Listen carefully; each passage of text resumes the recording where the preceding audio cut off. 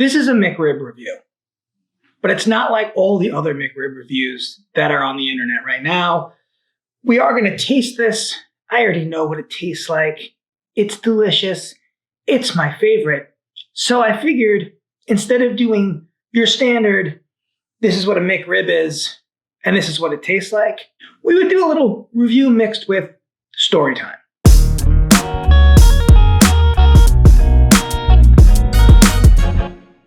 Hello, it's Janello. Welcome to this week's episode. It's a bit of a holiday episode. Christmas is 4 or 5 days away, I think. So before we get into this, I want to take you back to 1982, Long Island, New York.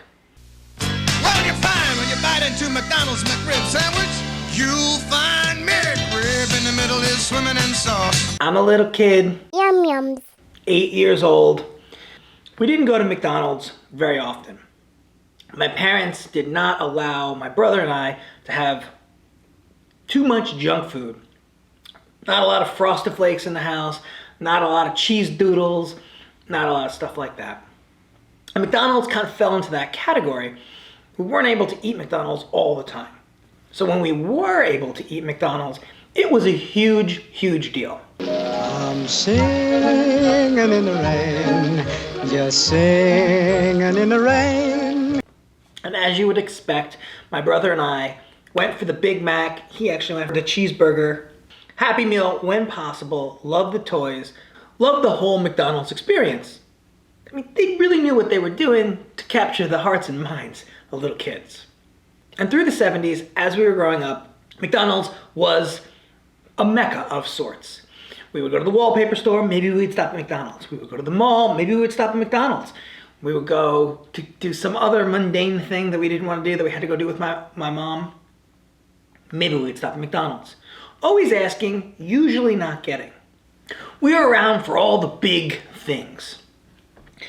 The filet of fish. Best-selling fish sandwich in America. Tell him your nickname, Henry. They call me Jaws. The introduction of the McNugget. I'll chicken McNugget. With regular fries and regular soft drink. The introduction of the slides in the play area.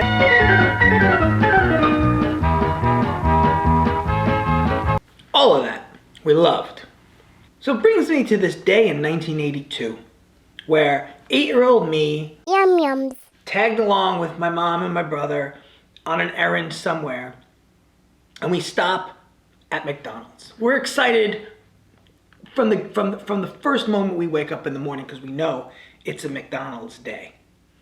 We go to the McDonald's in Hicksville, New York, where we always seemed to go. It was also the ugliest McDonald's I've ever been to. I'm not sure why the outside of it looked so ridiculous, but we'll chalk it up to it was designed in the 70s and most things looked ridiculous in the 70s.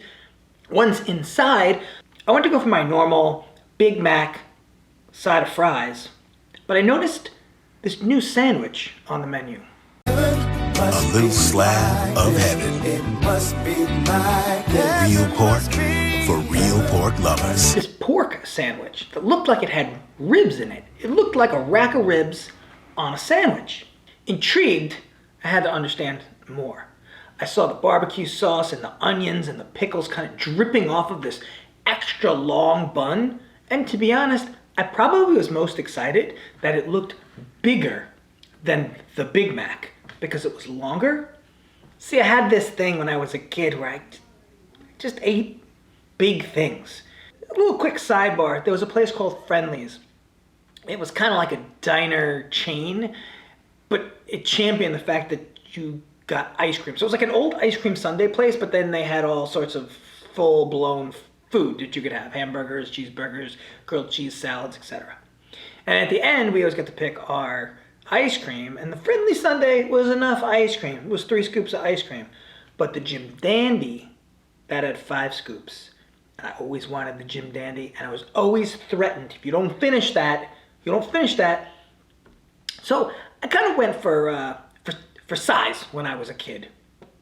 So because this looked like a bigger amount of sandwich, it enticed me. And it had all these new things on it that the Big Mac didn't have. So I went for this McRib, sat down at our normal table. It was always very dark in this McDonald's also. So I could barely see what was going on when I pulled this out of the styrofoam container. But what I could get immediately was the smell of this barbecue sauce. And I think if there is one thing that makes everybody crazy fans of this McRib, it is this barbecue sauce. Sure, the engineering and the craziness of a boneless pork patty that looks like a rack of ribs, let's not let that go unnoticed or unsaid. It's an amazing thing. It's ridiculous and probably terrible for you, but a really cool way to make a rib sandwich and to make it very edible. Then in 1985, it suddenly disappeared. Turns out people don't like pork as much as they like beef, and McDonald's thought it was a bit of a dog, so they took it off the menu. It was gone until 1994. At that point, I was in college and I could go to McDonald's as much as I wanted. They released it as a sort of partnership with the new Flintstone movie that came out. You remember that one? On its own special role, you'll go for it in a big way. So when I saw the advertisements, I ran over to my local McDonald's. At this point in time, I was in Albany, New York, and downed a couple of them because, you know, when you're in college, you eat 2, 3, sometimes 4 in a clip. History. Don't know much biology. Because I guess that's what happens when you leave your parents' house and you're allowed to eat whatever you want. Note to self, not smart. It existed on menus kind of regionally until 2005 when they released the McRib Farewell Tour and took it off the menu permanently, pretty much everywhere. They would bring it back as a limited release, which kind of makes it like McRib season. But it wasn't until this year that it was a national release, which means that for the first time since 2005, the McRib is available at all McDonald's across the whole nation. So this is kind of a big deal, especially as 8-year-old me Yum yums. remembers this first bite of barbecue, which led to my now current love of really, really, really good barbecue. That was enough to get me excited about pork, barbecue sauce, and all of the fixings and the culture and community that kind of comes along with that.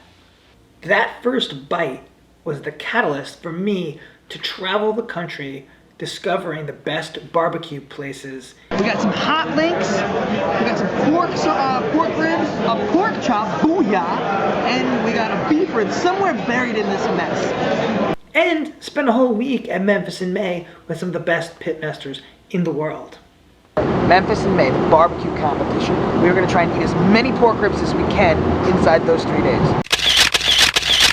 This is day 2 of the festival. We made some friends, we ate some ribs. I don't. What about a house? It's a house. We're in the tent of Ridiculous, the boys from New York, Crash Steak, and I think we're about to eat some ribs. Humble beginnings, I suppose, from a frozen, lab-engineered, boneless rack of ribs to the amount of delicious barbecue that I've tasted in my time. So this definitely holds a place in my heart, both from a flavor perspective and just from a kid perspective. Yum yums. But it kind of opened the door for me to discover the best barbecue there is in the world. So, does it stack up to that first bite that I had when I was a kid? Well, the bun is the same. I gotta say the sauce is probably lighter. Not that I remember what sauce looked like when I was 7 years old.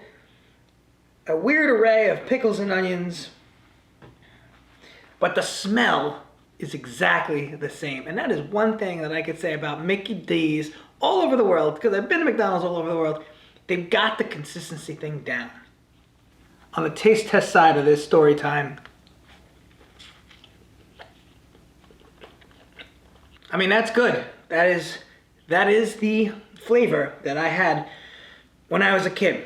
Nothing will ever be just like that first bite. But because it's limited time, and I really don't go to McDonald's by choice now that often, when this comes out, that bite takes me back to being a kid. So that's it. Quick little story time and a quick taste test of the 2020 McRib against a memory of what a 1982 McRib tasted like. And if we were to rank those with the 1982 McRib being a 10 out of 10, which it was, I think we'd give this an 8.2. So that's the story, that's the taste test. It still holds up. Thanks for watching to the end, and I'll see you on the next episode.